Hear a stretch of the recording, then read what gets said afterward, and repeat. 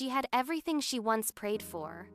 The corner office with the skyline view, the black SUV that purred instead of roared, a calendar booked months in advance, her name printed on awards in glass cases that caught the light just right. Lena Whitmore built her life the way some people build empires, brick by brick, no shortcuts, no apologies. By 38, she owned 2 thriving companies. By 40, she had investments most people only read about in magazines. She could book a last-minute flight to Rome just because she wanted real pasta for dinner. She never had to check a price tag. What she didn't have was someone who could sit across from her at that dinner table and stay longer than 20 minutes. The first man told her she was intimidating.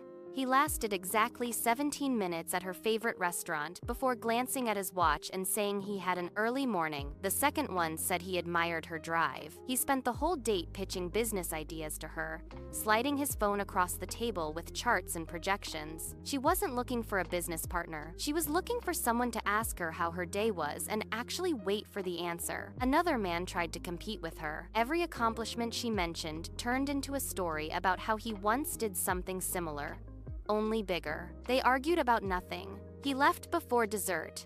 It became a pattern. 20 minutes of forced smiles, stiff compliments, fragile egos. Then they would shrink under the weight of her success or try to climb it like a ladder. What they never saw was the woman who still slept with the lamp on when the house felt too quiet. The woman who ate takeout on the kitchen floor some nights because the table felt too large for one person. The woman who would have traded every award on her wall for someone to hold her hand without feeling threatened by it. Lena didn't need saving. She saved herself a long time ago. She didn't need a man to build her dreams. She had already done that. She needed someone who could sit in the silence with her.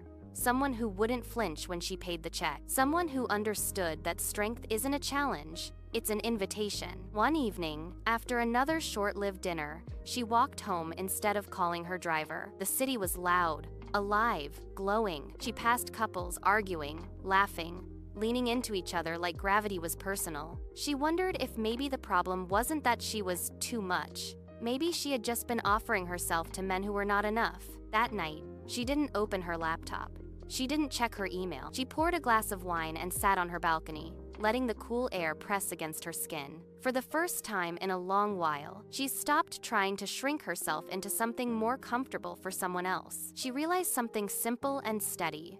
The right man wouldn't need her to dim her light. He wouldn't clock out after 20 minutes. He wouldn't treat her like a threat or a transaction. He would see her success and smile, not because he needed it, not because he feared it, but because he respected the woman who built it. And until he showed up, she would keep her table set for 2, not because she was incomplete, but because she believed love, real love, was still worth making room for.